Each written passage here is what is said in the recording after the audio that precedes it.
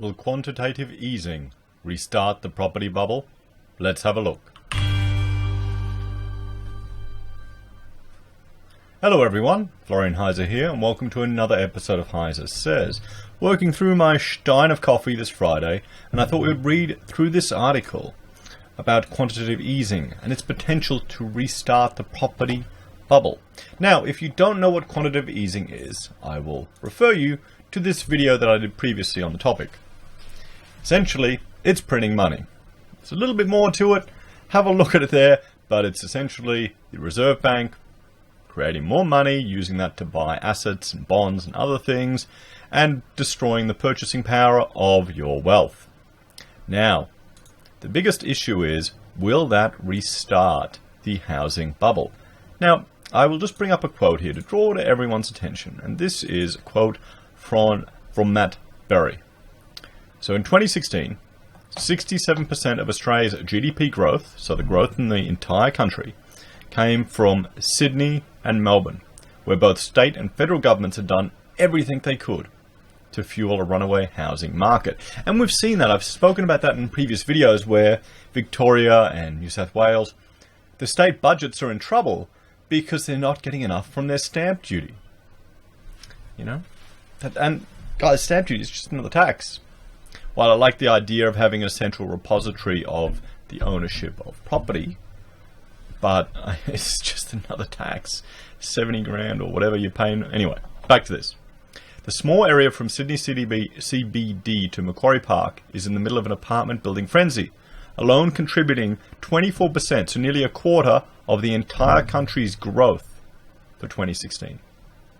Now, if you're a regular viewer of this channel, you know there's a lot of issues with apartments around Australia at the moment. So, if quantitative easing goes into investments, then it would probably work its way eventually into the property sector. And the concern is, will it start, increase housing prices and add more fuel to the fire?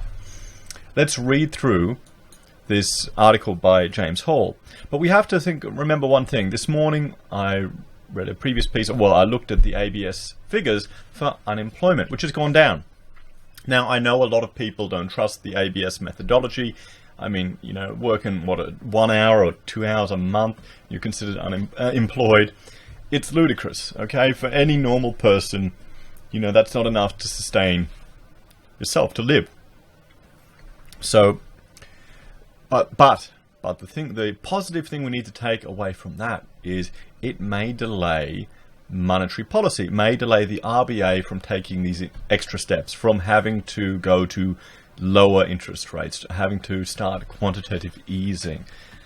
Okay, so if we can delay that, it may create a chance for other things to happen, probably in a global scale, to maybe help the Australian economy, to restore confidence so we don't need to go into that QE trap.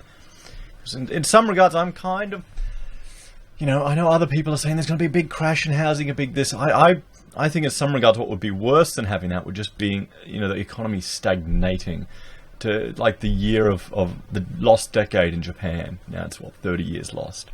In some regards, I think that'll be worse for an economy and for the people, rather than a crash and an adjustment. It all gets fixed and then you build up from there. Let me know what you think in the comments, guys. What would you rather? Or if you're watching this, what are you prepared for?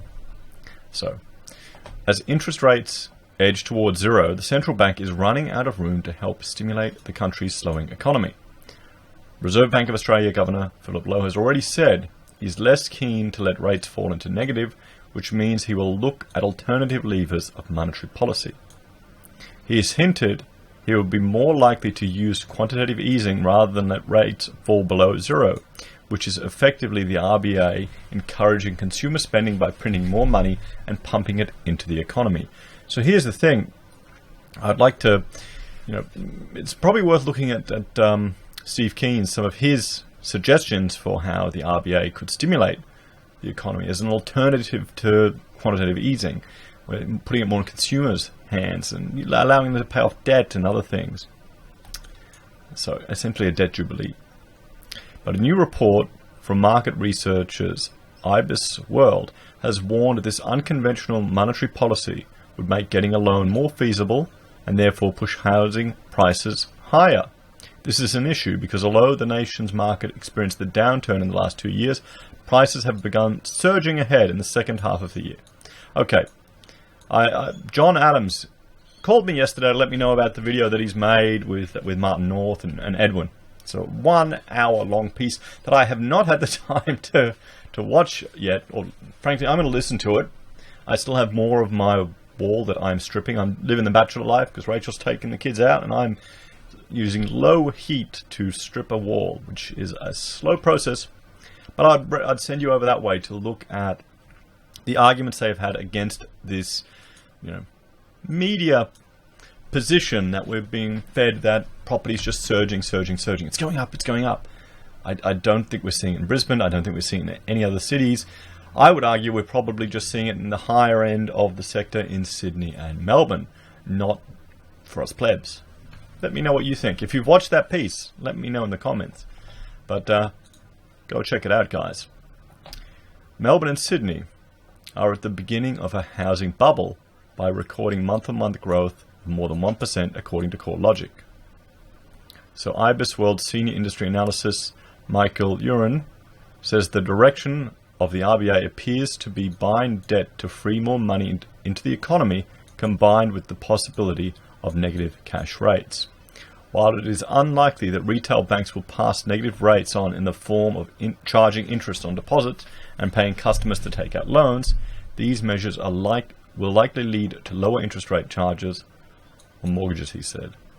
Borrowers would be able to service interest on larger loans, and this would likely mean the banks will allow consumers to borrow more money. Greater borrowing capacity would continue to inflate property values. Yes, it would. It would. And okay, this chart isn't working. I captured it, but I mean, we can see there, peak and low. That's all you need in the chart. Yeah, I'll fix it. Boom. Okay. He said also, quantitative easing style methods will decrease the value of investments in term deposits and make housing assets more attractive. But economists and housing market experts are less convinced. SQM Research founder Lewis Christopher said it was likely the Australian Prudential Regulatory Authority would respond to further monetary stimulus by clamping down on lending restrictions to tame the housing market. Quantitative easing could indeed create a housing bubble if the regulators and the powers that be are not careful, because what we're doing effectively is reducing the cost of borrowing to buy housing, he told news.com.au.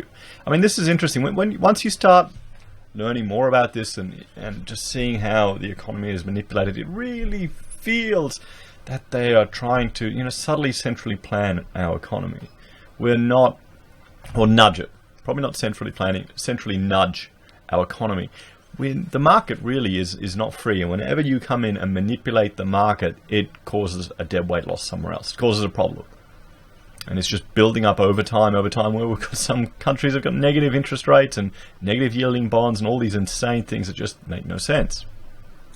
So in the housing market in our country, at least, is highly sensitive to the level of interest rates and the cost of borrowing, as well as having access to that finance in the first place. But to say that all quantitative easing would do is lift housing prices, I don't think that's true. Also lift inflation. But Mr. Christopher and AMP chief economist Shane Oliver said similar monetary measures used in the United States and Europe did not result in a surge in housing prices. I understand the logic. When you use monetary policy, you cut interest rates. Okay, wait. They're comparing the US and Europe to Australia. Their economies are completely different to ours. Guys, their economies are completely different to ours. Just the scale and complexity of them. There'd be more, just the US, if there's more money coming into the economy, even if it's inflating and they're getting less benefits, there's going to be more consumer spending with manufacturing happening in their country compared to Australia and Europe. So is it really a fair comparison? I understand the logic. When you use monetary policy, you cut interest rates, and that has the effect of making bank deposits less attractive, so people then search for alternatives, Dr. Oliver told news.com.au. Some of that money might have gone into the property market, just as some of it went into the share market. I have no doubt that the phenomenon has been occurring. But he said, those deposits are being pushed lower by falling cash rates, not quantitative easing. QE is not negative interest rates. QE is something specific that involves increasing the narrow money supply. Some of that may find its way in the property market, but that's not a lot of evidence of that in Europe and the US. Dr. Oliver has predicted the RBA will cut rates another 2 times into the start of next year, and it would only then look at quantitative easing as a last resort. Ideally, we would get some fiscal stimulus to generate a more assured impact on the economy, but in the absence of fiscal stimulus, then the pressure comes back on the Reserve Bank. Well, that's the thing. These projects, fiscal stimulus, essentially government spending, he's arguing, infrastructure spending. There's already a lot of projects in place, and these are huge projects. They're hard to shift. I've worked on big projects. I've worked on mines. You can't just suddenly take it and compress it up. You can, and then you get stuff-ups. Then you get the civil engineer giving us a flat pad under the building, which had a 1-degree fall over a 100-meter building, which I didn't mind. Gave nice variation, but just shows you. So, and then we would take QE, which would be in the early part of next year. But Dr. Oliver said sooner or later the Morrison government will need to step up and relieve the economy through infrastructure spending. Monetary policy is like pushing on a string after a while. It does help, but people with mortgages, but I don't think it's going to provide the same boost that it has in the past, he said.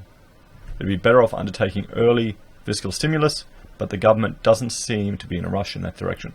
What about rather than QE and the government buying, or the RBA, buying bonds and other things, there's simply a debt jubilee on all credit card debt in Australia? What about that idea? The RBA just buys up all credit card debt in the country. Then I guarantee you that will significantly increase consumer spending in the retail sector and will directly stimulate the economy more than anything else. What would happen if all of a sudden, boom, credit card debt has been wiped from everyone in the nation? Oh, it's not fair. Life isn't fair. What is the Fight Club solution, guys? Let me know what you think. The Fight Club approach to QE. Anyway, like, share, and subscribe. If you'd like to help me produce more of this content, I have a Patreon, Subscribestar, and referral links below, and I appreciate all of your help. Take care, guys, and I'm going to head off and keep stripping this wall, and it is very, very unimpressive how long it's taking me, but I have to use low heat because it's all paint. Take care, everyone. Have a good weekend.